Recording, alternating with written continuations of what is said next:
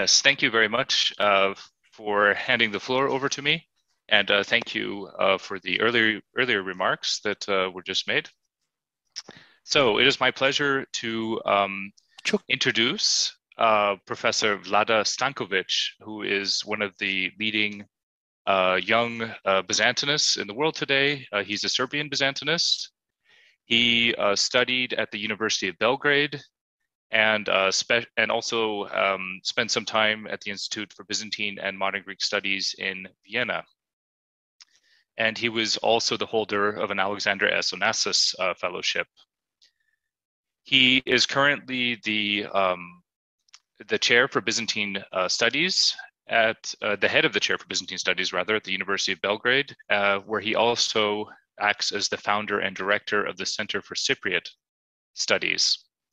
So he has published a great deal, more than 24 articles and 5 books, among which should be mentioned his study of the Komneni dynasty and the relationship with Constantinople from 1057 to 1185, which appeared in 2006 in Serbian.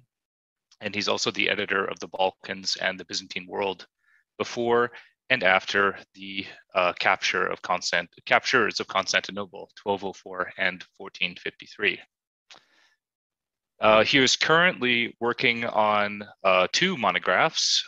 One is called Creating the Rule of Kinsmen, the Transformation of a Political Paradigm in Southeastern Europe in the 12th and 13th century.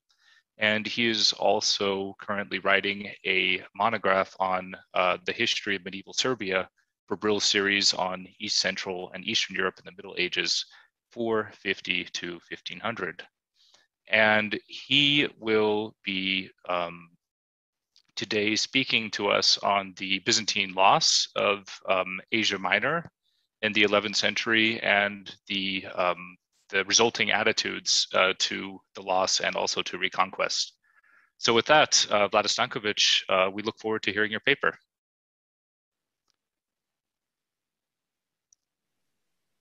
Thank you very much, Zachary. Thanks to our hosts. Thanks especially for that young Byzantinist. That's. I hope that young under the quotes will follow me for at least a few more years. I'm sorry that my dear friend Yuri Stoyanov was not able to participate. I wish him well.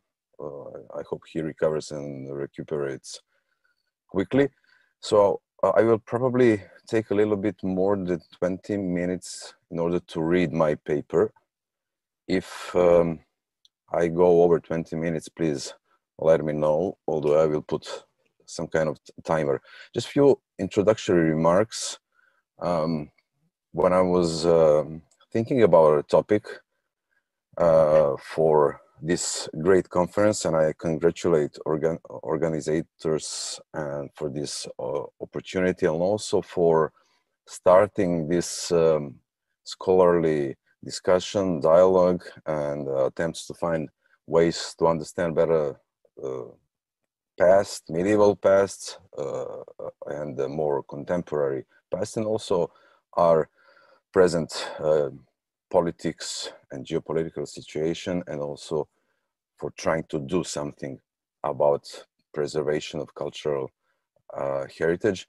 Well, I was thinking about Byzantine East, Byzantine Anatolia, Asia Minor, after the loss in the 11th century, and going through literature, trying to find some new papers, some new books, some new views. Although I follow scholarly literature as closely as I can, I was quite struck by the lack of any modern contemporary overviews of this topic, of the attitudes of the Byzantines and the broader Byzantine world, including Slavs, as you will hear in my presentation today. I also include some Serbian contemporary sources from the 13th century. And I was trying to present an introductory or preliminary remarks on this topic. So the title is Byzantine East after the loss, Anatolia/Asia Minor, Christianity and the idea of Reconquista in Byzantine thought in the late Middle Ages. I start from the 11th century, not from the 12th, as I earlier intended. And I plan to go all the way to the 15th century due to some unforeseeable circumstances, some private issues that I have in the last few months. As you will see, the last century of Byzantium, especially the 14th and the 15th, are just ran through. I just give a brief overview. That is something that I will do for publishing of this paper, a much more detailed analysis of the huge number of sources, I might say, but not so many valuable information for my topic. The topic of Byzantine East, and I want to make clear from the beginning what I mean by the Byzantine East. It's Asia Minor or Anatolia. After the fall of the majority of this territory to the hands of the Seljuks toward the end of the 11th century and to the Ottomans in the 14th century and the 15th, is conspicuously and curiously absent from the mainstream of modern Byzantine studies. After the seminal 1971 study by Speros Vrenius Jr. on the decline of medieval Hellenism in Asia Minor, there have been little scholarly interest in Byzantine attitudes toward Asia Minor in the late Middle Ages. And Anatolia, Asia Minor is, for example, surprisingly completely absent from the 2011 volume Identities and Allegiances in the Eastern Mediterranean after 1204, edited by Judith Herring and Guillaume Saint-Guyan. The thoroughness of research, the breadth of scope and detailed analysis of Speros Vrenius Jr. in a way inhibited later generations of scholars to venture into the research of these topics, and in general, to try to present, even reassess, the relations and the attitudes of the Byzantines toward the lost territories in the East in the later Byzantine history from the 11th century onwards. This short communication cannot in any sense fill the existing void in the scholarship on the Byzantine policies, views, and attitudes toward Asia Minor that is becoming ever wider in the last half a century since the publication of Vrenius's fantastic research. It is a task fit for a long-term international research team or project. Rather, this paper aims at drawing the attention to the need for a new, broader look on these questions through a somewhat myopic focus on a few examples from the Byzantium and the wider Byzantine world, especially in the 12th and the 13th centuries. Anatolia, Asia Minor, or Asia Minor, represented for more than 7 centuries the heartland of the Eastern Roman Empire. The empire's richest and the most populous region, and equally important, the real birthplace of Byzantine Christianity. The shock of the late 11th century's loss of almost the entire Asia Minor to the Seljuks changed dramatically over the course of just a few generations, both the realities of the Byzantine world and the Byzantine self-perception, provoking a plethora of questions regarding the identity, the fate, and the position and role of the Christian Romans in a new world in which the capital Constantinople, the umbilicus of the Christianity in Byzantine world, found itself at the very frontier of that changed world. The East-West dichotomy in Byzantine thought had at the end of the 11th century acquired new meaning. The unimaginable loss of the East, towards which the view from Constantinople seems to have been always naturally directed, forced the Byzantines to rebalance their world, a sort of Balkanization, under the quotes, Balkanization, of the Byzantine Empire. The empire's slight turn toward the Byzantine West commenced already after the destruction of the Bulgarian Empire of Samuel in 1018, which provoked a strong wave of Byzantine political, administrational, spiritual, ecclesiastical, and not the least important, economic expansion deep into the Balkan hinterland. The establishment of a direct connection between Constantinople and the emperors in Constantinople, and until recently distant and politically insignificant periphery, led to the rise in significance of many local centers and helped in establishing the position of the Byzantine West, the Balkans in the first place, in the 11th century as a part of the empire only slightly less significant than the Byzantine East. This newly acquired significance of the Byzantine West thus also helped the Byzantines cope with the loss of the East in the late 11th century, and also had consequences for Byzantine attitudes or lack of them towards the Byzantine East and the loss of Anatolia. The messy state of affairs in Byzantium in the decade following the Seljuks' victory at Manzikert in 1071 and the almost constant civil war, which came to an end only with the ascension of Alexios I Komnenos in 1081, contributed to the impression of the suddenness of Byzantine loss of Asia Minor.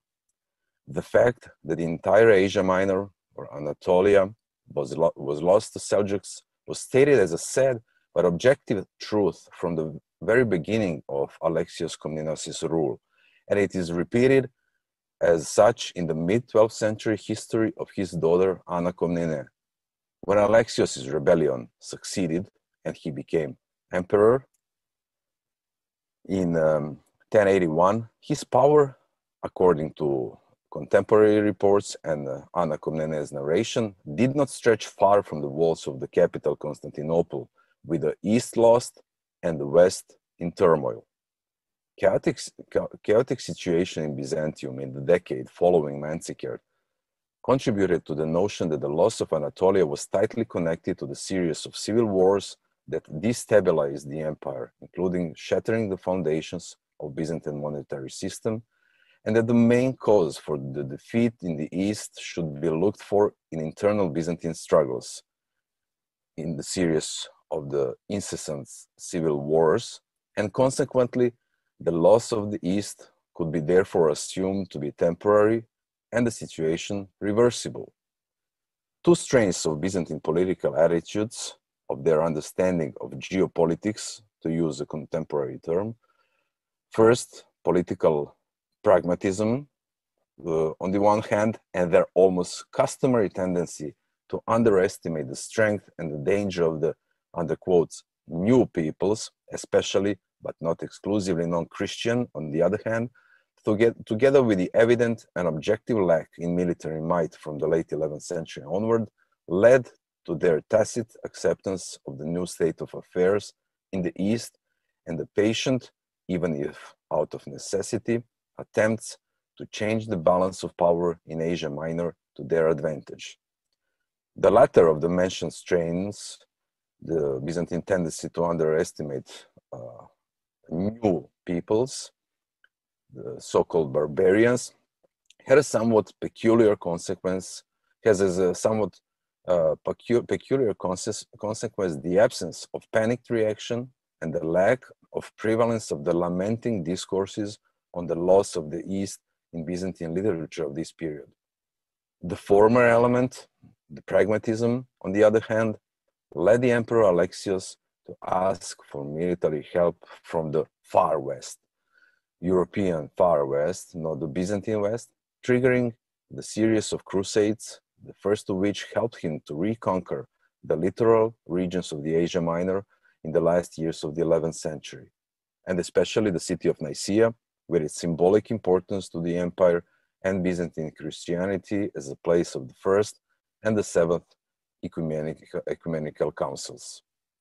But the establishment of the Crusader states in the East changed yet again, already before the end of the 11th century, the political outlook and the balance of powers in the Byzantine East and the Eastern Mediterranean, forever changing the simplified duality of Byzantine relations toward the East, which recognize only, under quotes, us versus them relations. In this case, the Seljuks being them, as were the Arabs at the eastern frontier in the 10th century, recognizing only this duality and only one rival as rival, enemy, or sometimes even partner. The entire last decade of the reign of Alexios is the first son and heir, John II Komnenos, from this last decade stretching from 1132-33 to 1143 when he died during the military campaign in Anatolia, was spent in the emperor's annual expeditions in Anatolia, in Byzantine East, and yet, together with their modest accomplishments, it would be hard to discern a coherent anti-Seljuk or anti-Muslim ideology and political program beyond his actions. And I especially mean in contemporary sources, a vast volume of contemporary poems written by the major poet and intellectual closest to the Emperor John II Komnenos, Theodore Prodromus, who, if not following personally the emperor on military campaigns, nevertheless celebrated each and every of his campaign in Constantinople in very detailed and very huge, long poems stretching more than a few thousand verses in almost each and every case.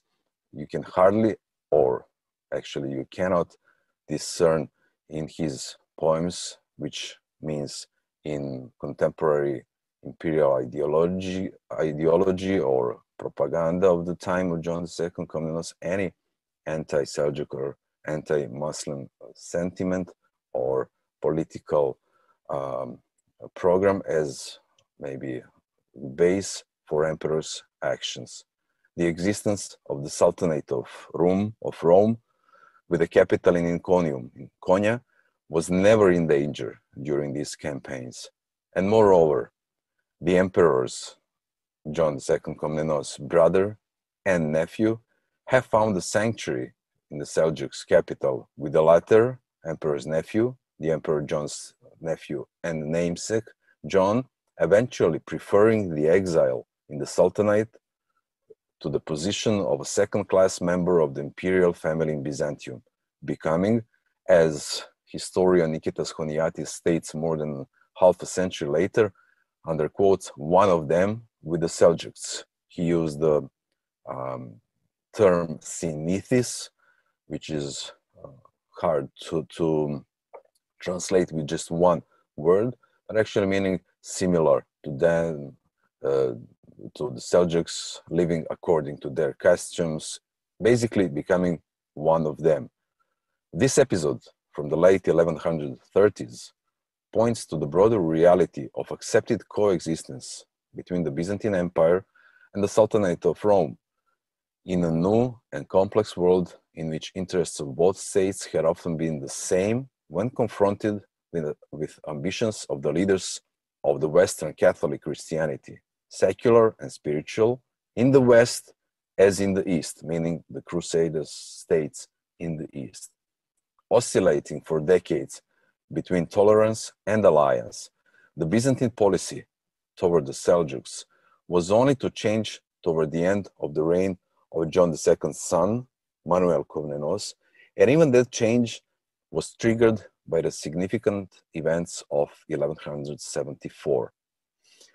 The idea of, under quotes, holy war in Byzantium has received much scholarly attention in the recent decades, much more than a broader subject of Byzantine attitudes toward the Byzantine East, especially after the loss of Asia Minor.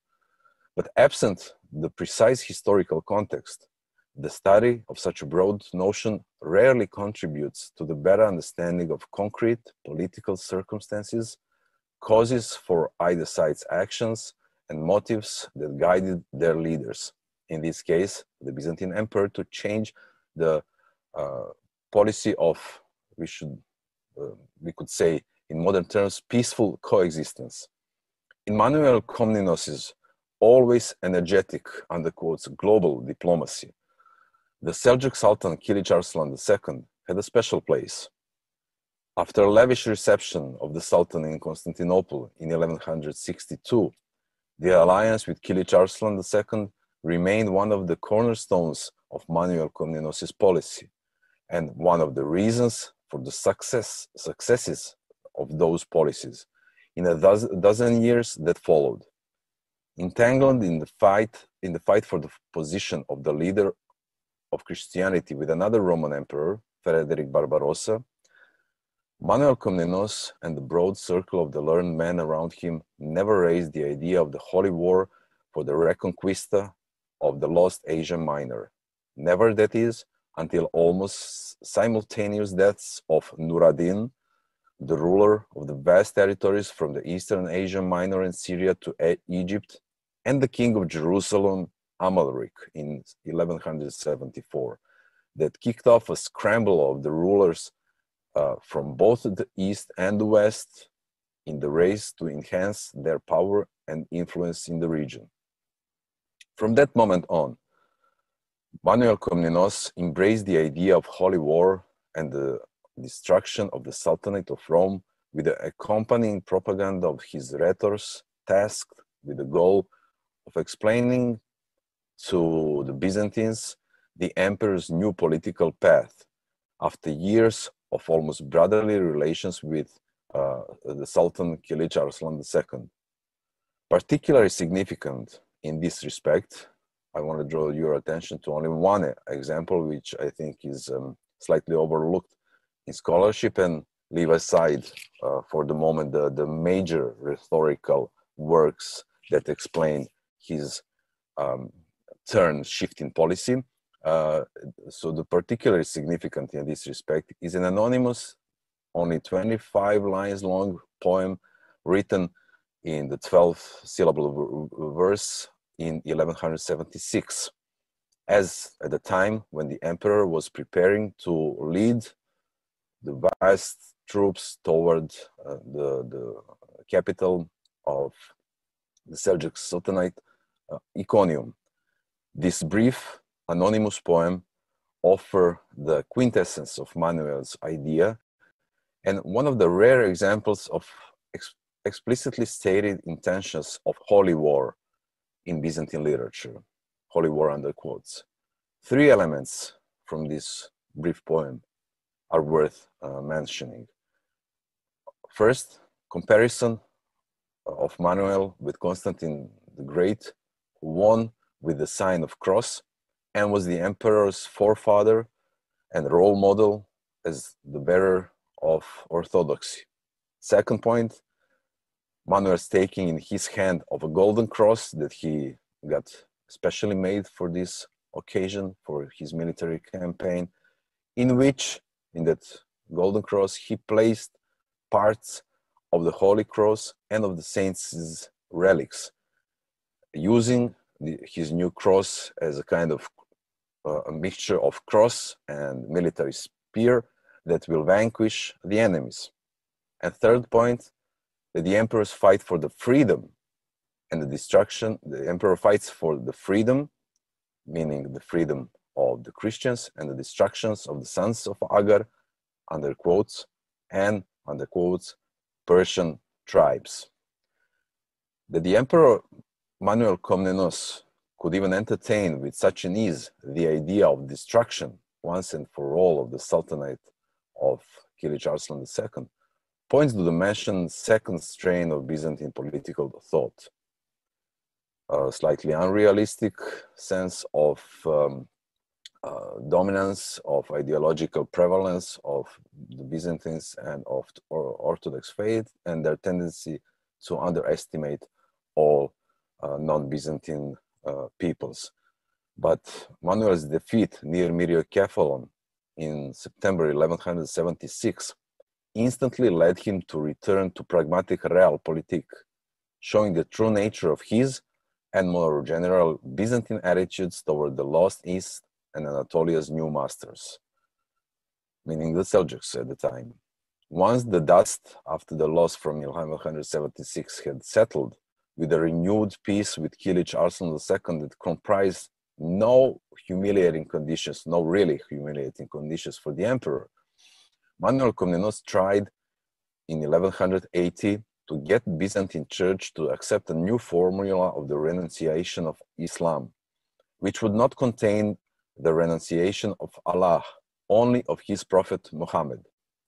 The emperor's intention was to attract with this change, more Muslim renegades with such a formula, but was stunned with the rejection of his proposal even by his staunchest allies within the Constantinopolitan Church, such as Evstatios, the Metropolitan of Thessaloniki.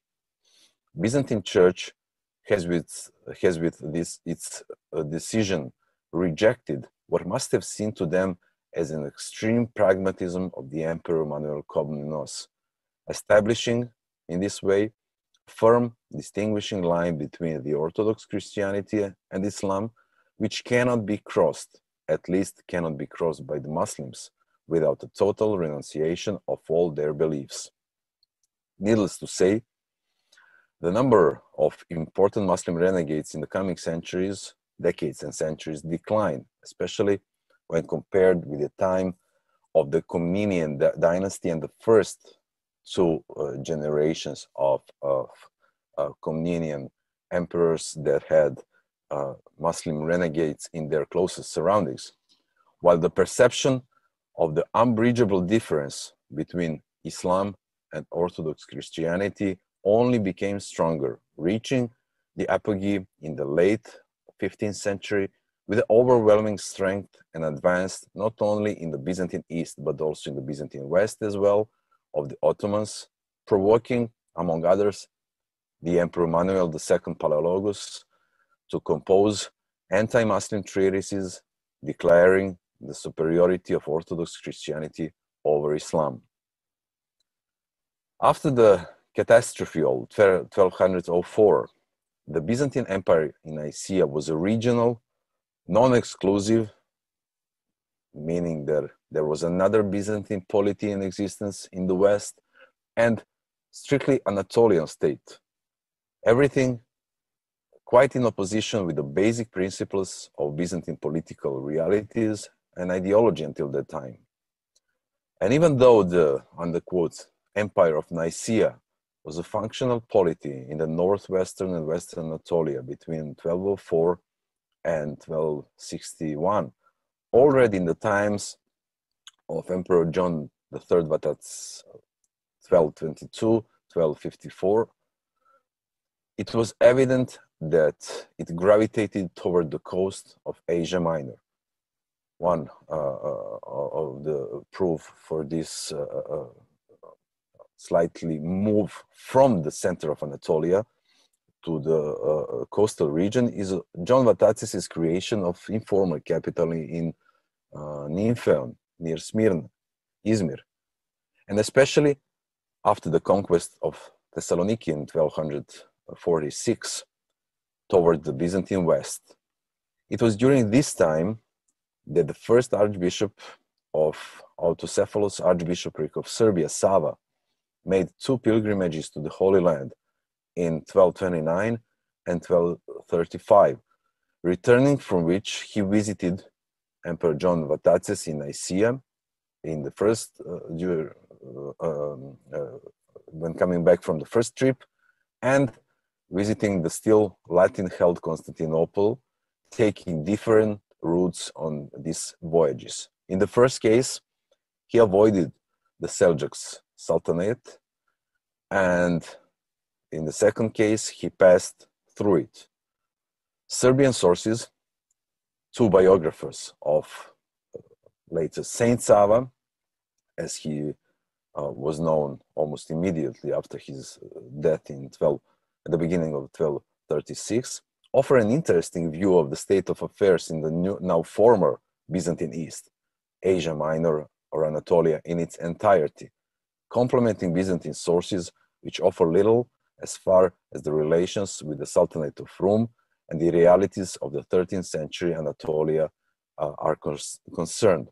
And this is why I would like to draw your attention to brief mentions of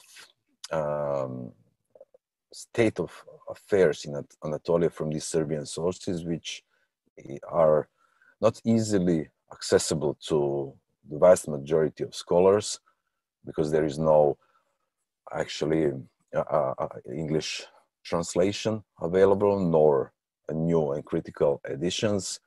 And even among Slavic scholars, because these are huge, very elaborate texts are not used in as much as they should be. So describing Sava's return from Holy Land in 1229, his pupil and the first biographer, the monk Domitian, writes that Sava embarked on the ship in Accra for Anatolia, where the horses sent by John III Vatatzes were waiting for him to take him to the emperor in Nicaea. So in this case, Domitian, writing in the mid 13th century, uses Anatolia actually for the territory of the Empire of Nicaea. We're not sure in which port Sava's ship came from Accra, but it was certainly on the territory controlled by Emperor John Vatatzes, who sent people and horses to take his guest to Nicaea. Maybe more interesting is Domitian's description of Sava's return from his second pilgrimage in 1235. Domitian was among people who went with Sava on this second pilgrimage. We're not sure for the first one. Domitian writes that going back to the west from Jerusalem, meaning Sava went to Antioch. Then he passed Armenia and the Turkic lands. He uses the Slavic term, very strange, I must confess, Turceska, which might point also to the novelty, maybe, for as far as Slavs and Slavic literature is concerned, in using the ethnic name for Turks. But so from Antioch, he passed through Armenia and Turkic lands, and then coming to the Syrian Sea, he went to Anatolia by ship. And then coming to Anatolia, he went through Anatolia and through Byzantium, and then came to the Latin-held Constantinople. There is a lot of this jumble of geographical terms to discern, and what is especially for me interesting or even perplexing is his use of the term Byzantium. But also, as he did in the first place, it would seem that Anatolia for him meant the territory of the state of Nicaea and not the territory of the Sultanate of Rome, of the Seljuk state. I must confess that I have tried, because as I mentioned, we don't have critical editions, to look for different variants of this term, of readings, the term Byzantium, but it would seem, especially in the two major manuscripts, it is actually the Byzantium that is written in the earliest late 13th century manuscripts, which is, I must say, completely perplexing. This is a term that is not used in Slavic, especially in Serbic literature, for the Byzantine Empire and the Byzantines in general. The term for Byzantine Romans, is Greeks in Slavic languages. When I say Slavic, I mean in Serbia and Bulgaria. And this is something that maybe deserves special attention, even though there are no other information that we can draw from the work of Domitian or other Slavic texts from this period. So there is a little in terms of comparison available. Another biographer of Saint Sava, Theodosius, who was a Serbian monk in the Serbian monastery of Hilandar on the Mount Athos, and who rewrote actually Domitian's life of Saint Sava in 1278, 1282, so immediately after the union of churches in Lyon, in France. So he actually rewrote Domitian's life in the sense that he gave it a much more pro-Orthodox hue and anti-Western, anti-Catholic nuance. So Theodosius, who wasn't an eyewitness of this pilgrimage, mentions Asia Minor as Asia in general when describing Sava's return from the Holy Land in 1229. But when describing Sava's return from the second pilgrimage, Theodosius, following Domitian, mentions the Turkish regions. So he actually copied his model Domitian from the middle of the 13th century, but he leaves aside, maybe he was perplexed as much as I am, with these terms Anatolia on the one hand, and especially Byzantium, which he completely leaves from his biography. But these distinctions, especially distinction between Anatolia on one side and Turkish regions or sides, as it's called in Old Slavonic, tell us a lot. Firstly, that the communication routes through the former Byzantine East were open and accessible to Christians as well as Muslims. And nota bene, here a slight footnote, the world created by Sava's first biographer, Domitian, in the mid-13th century, so his description excludes the Muslims completely.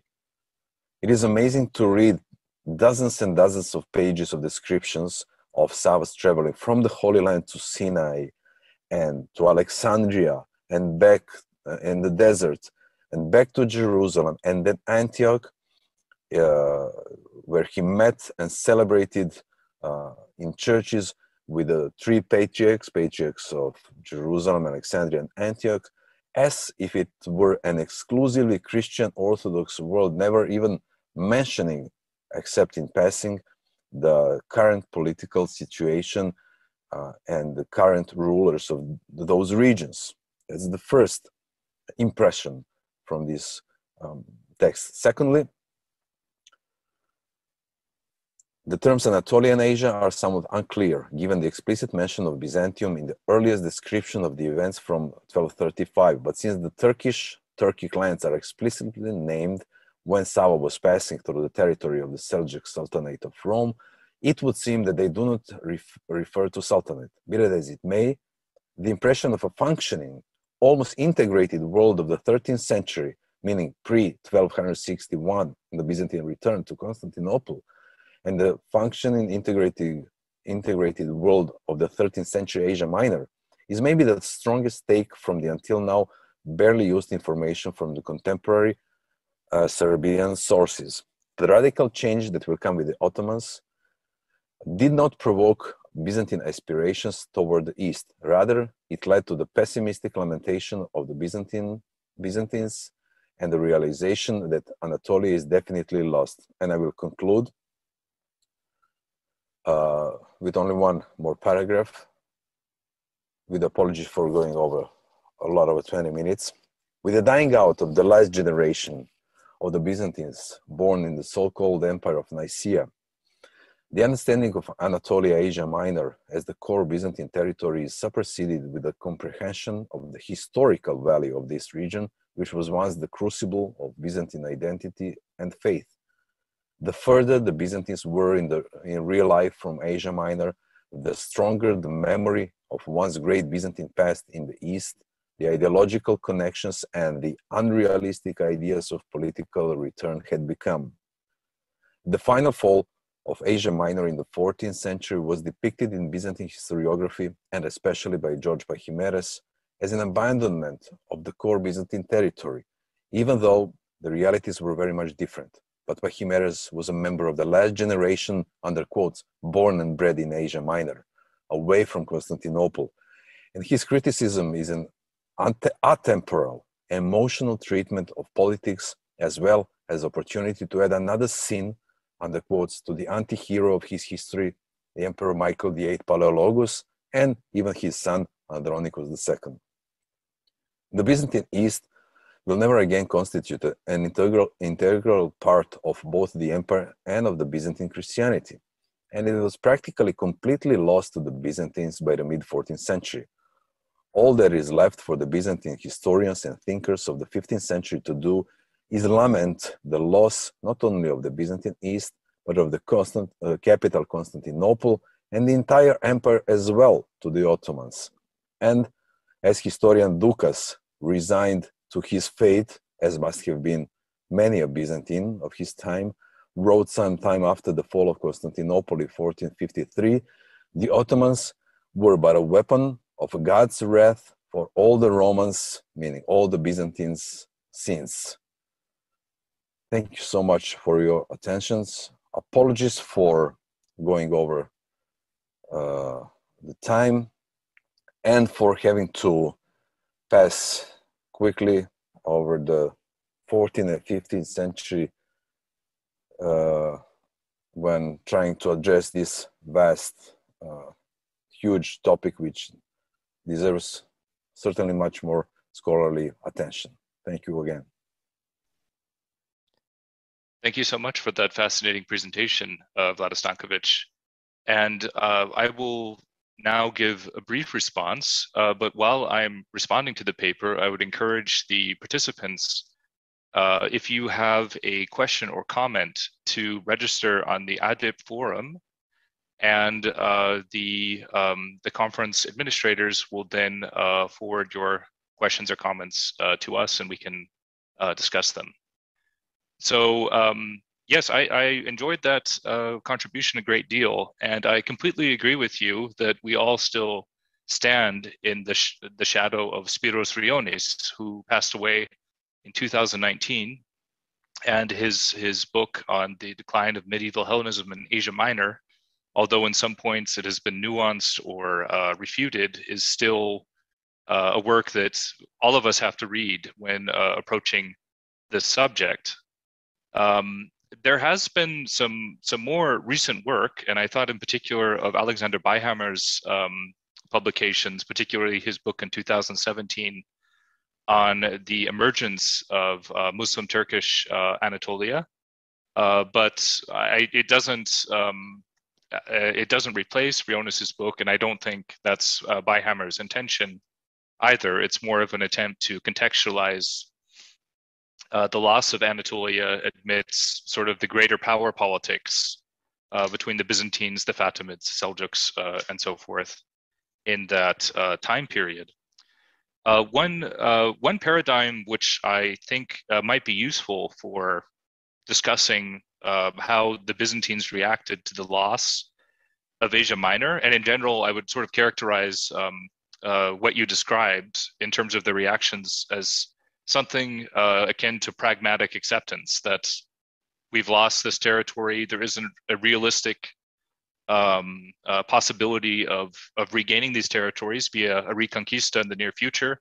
And so they more or less accepted it, with a few moments where they sense an opportunity. And you mentioned this, the death of Nur ad-Din in the 1170s as a time when the Byzantines thought, okay, here's an opportunity, perhaps we can recapture some of our lost territories. But it made me think of a similar situation. So in the 7th century with the Arab Islamic conquests, and for that period as well, it's very difficult to gauge how the Byzantines reacted to the loss of these territories, because most of the sources we have are actually from other Oriental Christian traditions, so not necessarily the Greek one. We basically just have, as you know, Theophanes the Confessor. But in the 11th century, I think you have a somewhat similar situation where the economic and cultural heartland of the empire is lost, as was the case with Egypt, Syria, and Palestine in the 7th century. And yet there are differences between the two, between these two great losses of Byzantine territory. And I should say, by the way, for those of you interested in the 7th century, my advisor's book on the empire that would not die is a really good explanation of this phenomenon. But in the second phase, in the 11th century and later, you don't have, for instance, this idea that a messianic Christian king will reconquer these territories, which you do have in the 7th century, right? Pseudo-Methodius and so forth. So that's one thing that I would encourage you to respond to. So how are these two situations different, and why? Why did the Byzantines react differently or not differently? And just as a tip for the 11th century, a very interesting author to read, and his works are now accessible because there's a new edition, is Nikon of the Black Mountain, who is a Byzantine monk active in the Antioch region at the end of the 11th century. And he actually is an eyewitness to the conquest of Antioch, to the loss of Antioch to the Seljuks, and he sort of reacts to the loss of Byzantine control of northern Syria. It's a somewhat different context than Anatolia, of course, but he also has this, this sort of Byzantine reaction we would expect. This is God's punishment. The Seljuks are agents of God, and they're punishing us for our sins, more or less. And he's not terribly keen on the Byzantines reconquering the territory, or you don't see the expectation the Byzantines should try and reconquer Antioch in the near future. And he's very focused on sort of the religious dimension.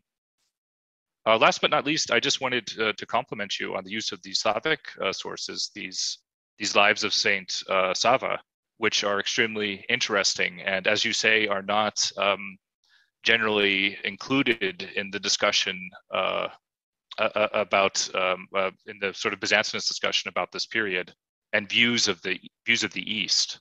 And that's a shame, and I think it's important that you bring them to our attention. And I think perhaps maybe you would like to respond, and then we can field some questions. Thank you very much, Zachary, for your great response, detailed, although I managed to finish my text only yesterday evening. I must point that for all the other participants, so you didn't have actually time to read it. Well, you might have time just only to read it, not anything else. Yes, Alex Byhammer book is good, maybe complementing, maybe the best actually, a complementing work of Briones, and it's important that he, as you said, well, tries to contextualize somewhat, in the air, meaning a narrative of Briones, meaning that Briones, which is his work is amazing, and his analysis of sources and the amount of sources read, but sometimes he, as has been done in historiography and sometimes still is, takes sources from different, if not periods, then different genres, and lumps them together. So Alex Byhammer tries to contextualize, also offers a perspective, because he's a Byzantinist and Arabist, offers that Eastern, much needed perspective.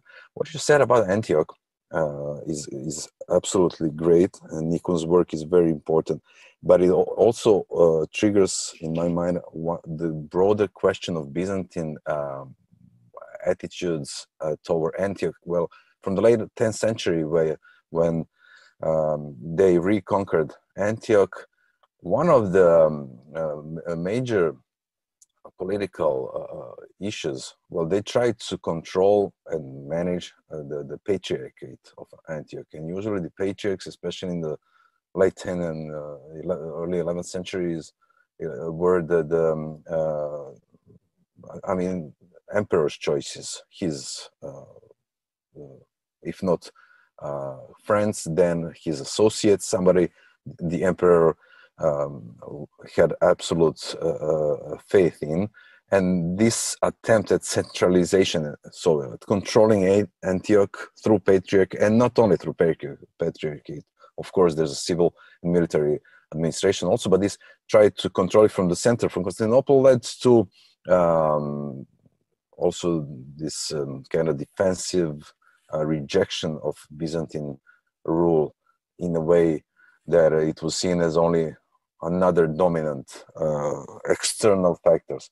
Slavic sources, I just, of course, that's not a point, especially these lives, I think are very important. And just one or two sentences on them. Why? These are not some external sources. Sava, later Saint Sava, the first Archbishop of Serbian Autocephalous Church, was completely integrated into the Byzantine world of the late 12th and early 13th century, and that's important to know, maybe, and to say to other colleagues and participants. So he was a cousin of, through different marriage alliances of both the Emperor Alexios III Angelos before the fall of Constantinople in 1204, and of Theodore Laskaris, in a way John II Vatatzis also, and of the Bulgarian Emperor John II Ascend. So they were all related, they were all cousins, and that is why he's going to visit the emperor as his cousin. That is why I included this testimony, because it's not some narrative of a Serbian monk who lived in Serbia. No, this is the person Sava and his followers, close followers and pupils, such as was his biographer Domitian, who followed them on these pilgrimages. We know for Domitian that he was with him on the second pilgrimage, so he went to Latin-held Constantinople. So he saw and met all these Eastern patriarchs, and that is why I think his evidence especially is significant, and it's a part of the broader corpus of sources for, well, not Byzantine sources, but for Byzantine world. Also, it's a great remark, the difference between the 7th and the 11th century. I don't have a ready answer, but maybe I'm inclined to think that the civil wars, what I mentioned of the 11th century, especially years leading to Manzikert and the decade after the Manzikert, led to this kind of numbness, maybe, of the Byzantine elite and the accompanying intellectuals who were usually their kind of spokespersons for the change in attitudes, in ideology. And also Alexios I Komnenos, in some texts from the very beginning of his reign, as I mentioned, there's this motive that he was actually, his rule was limited to Constantinople, but he wasn't so keen to stress that because of the way that he acquired the imperial crown through a rebellion, and he needed some time, I would say at least a decade, maybe more, to calm down the situation within the empire. And it is really perplexing that we don't have stronger reaction, and actually we don't have this kind of doomsday reaction to the Seljuks conqueror of Anatolia, maybe because they thought it was just a temporary consequence of the internal Byzantine problems and this series of seemingly incessant civil wars, maybe because they didn't believe that some barbarians could actually create a functioning polity in Anatolia. So even, and also maybe because they were busy blaming each other for the loss of Asia Minor, for the state of affairs in the capital, in Constantinople. When you read, as you know, Michael Psellos, Ataliatis, but especially Psellos, he goes to great lengths to position himself personally, because he was the advisor of more than one emperor at the time, to position himself as somebody who was not to blame for the defeat at Manzikert, actually as somebody who gave different, better advice to the emperor. So there was a lot of finger pointing in Byzantium in that decade, 1070s, in the 1070s, and somehow during their finger pointing and bickering, they didn't realize the intentions and the seriousness and the capability, I would say, of the Seljuks, because, as you know, the establishment of the Sultanate of Rome didn't follow immediately after Manzikert. So it was, even the Seljuks were somewhat maybe surprised by the lack of response, of serious reaction from the Byzantine side. And it is hard as far as the lack of some kind of religious reaction. This is maybe more difficult to fathom, to understand, and to analyze. I would say one reason would be the complete dominance of the emperor in Constantinopolitan church in the 11th century, especially, you know, from the beginning of that century, from the time of Basil II. This kind of semi-autonomous position of the Constantinopolitan patriarchs and a series of very significant personalities on the patriarchal throne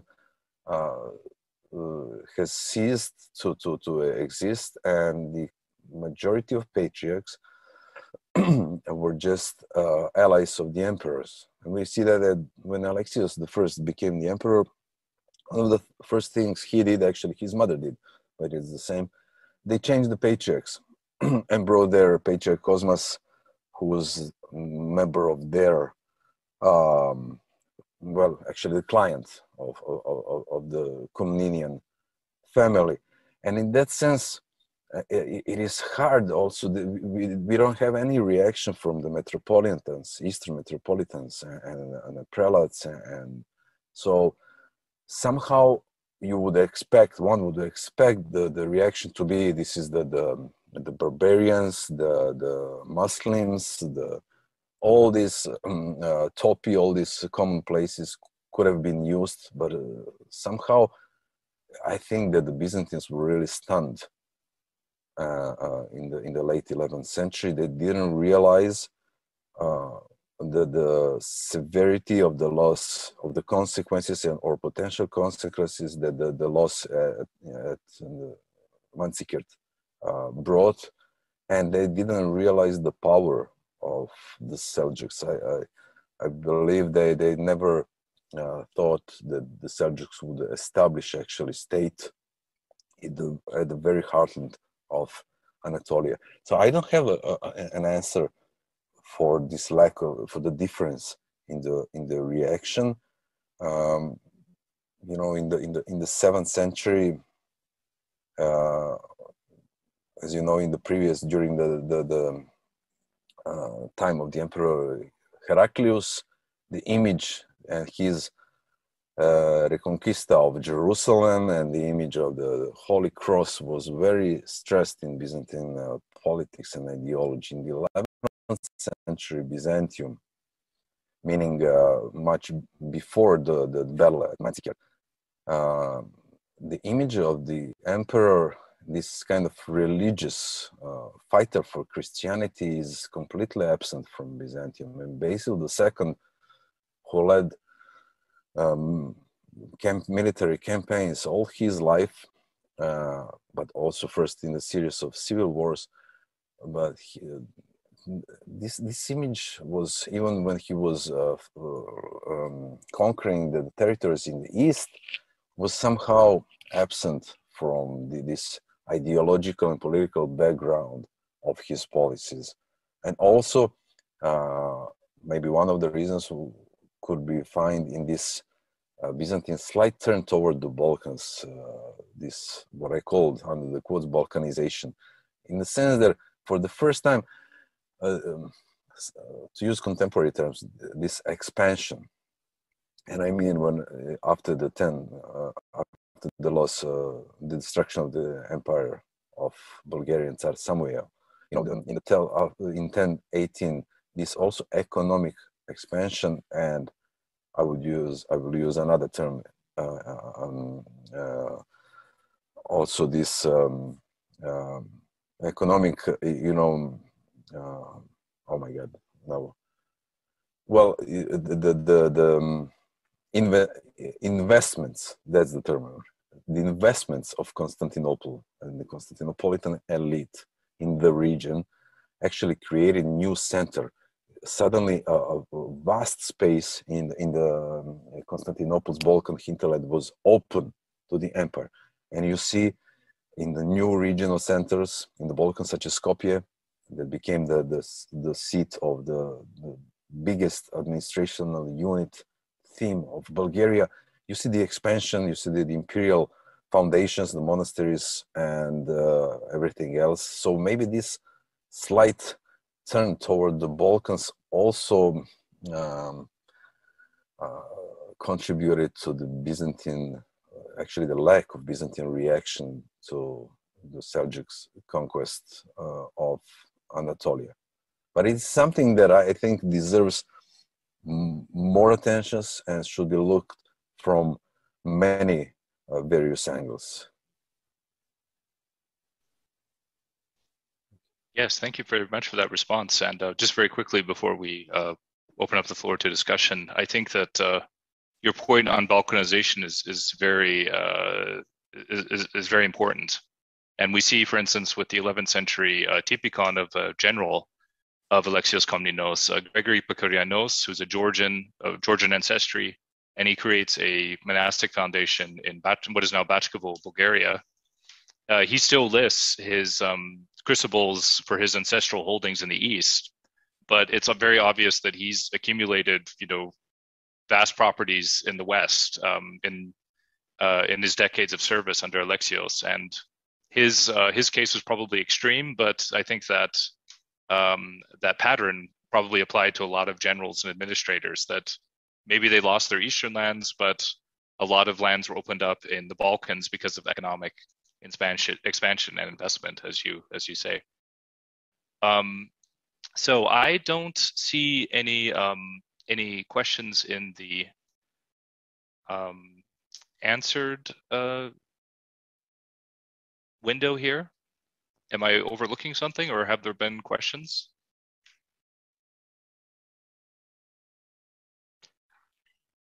Yok, şu an herhangi bir soru görünmüyor. Sayın. No, we can't see any questions at this point. There are no questions. Very good. Well, perhaps at this moment I can take the time to state what has already been alluded to, that our second presenter, or the person who is going to give the second a presentation in our session today in this first panel, Dr. Yuri Stoyanov of SOAS in London, could unfortunately not attend, and we are, of course, will miss his presence and his paper. But I believe that somebody wanted. Did somebody want to speak at this point? This is a question to the organizers. Mm-hmm. Yes, we will give speech to Mr. Parmek.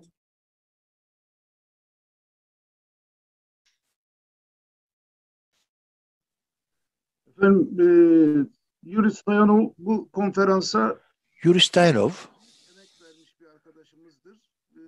really invested great labor in this conference. You cannot imagine the efforts that he spent for this conference during the preparations. But now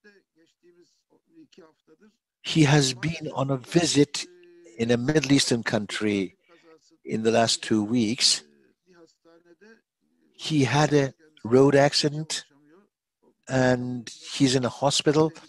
We cannot access him, and of course, because the environment is so dangerous in Middle Eastern countries, we leave it at that. Perhaps we can have Yuri give a personal conference in the future. He's a very prepared, very well-read scholar, and he may be considered as part of ADIP. Thank you very much.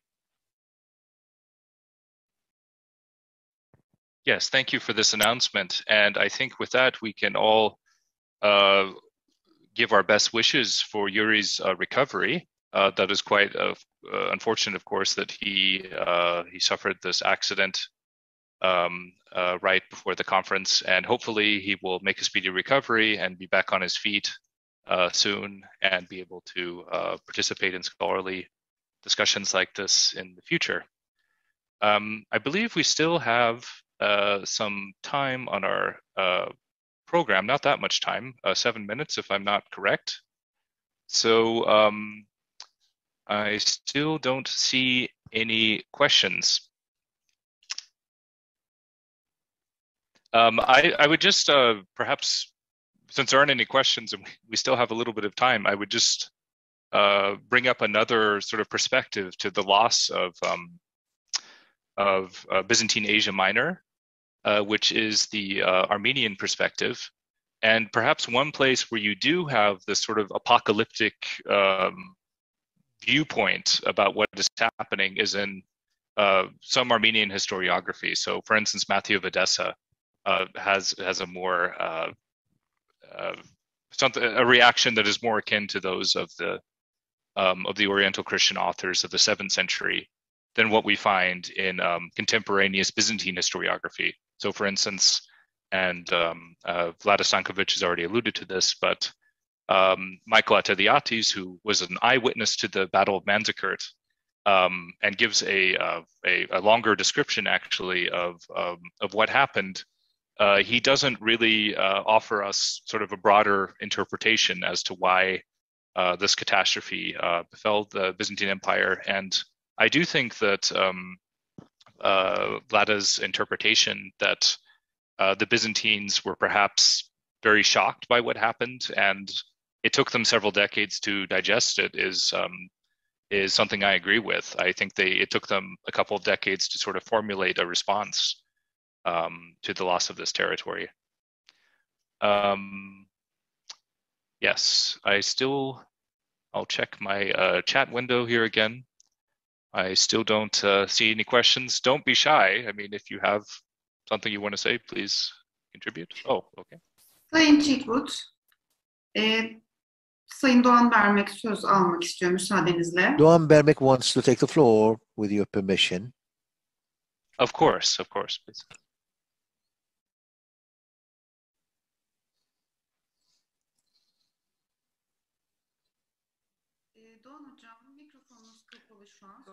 Your microphone is closed, shut. Yes, I've opened it. I've turned it on.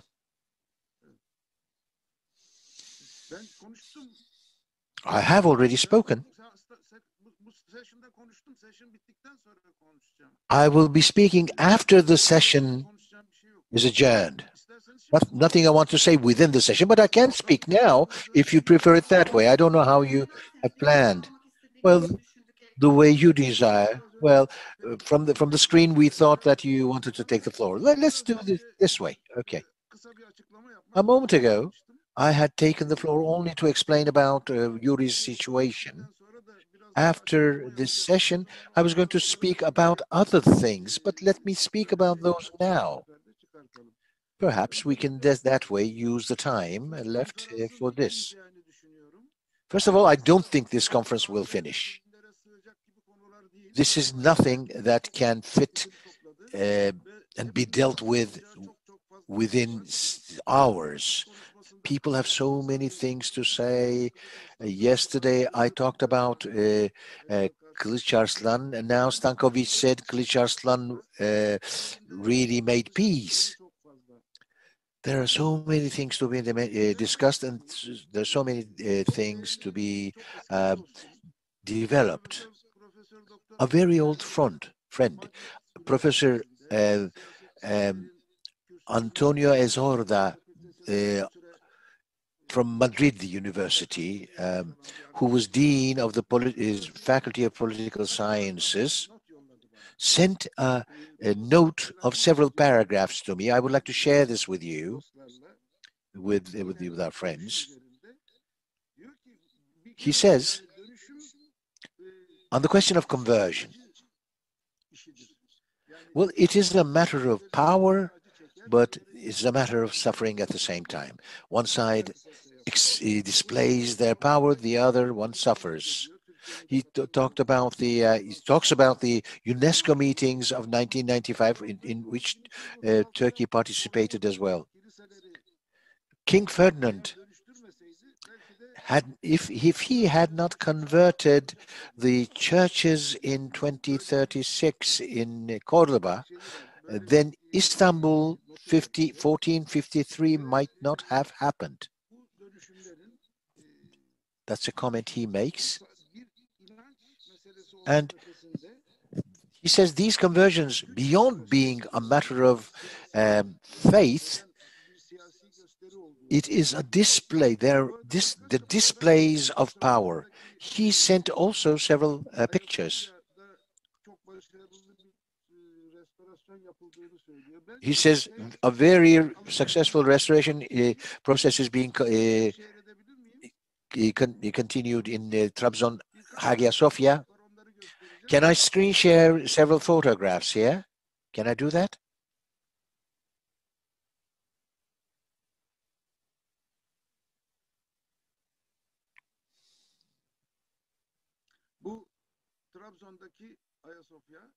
This is the Hagia Sophia in Trebizond or Trabzon.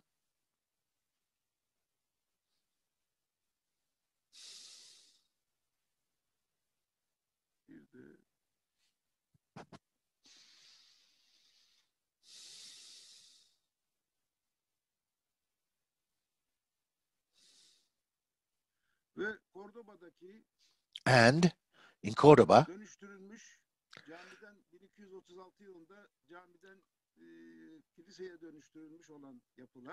the structures converted from a mosque into church in 2036.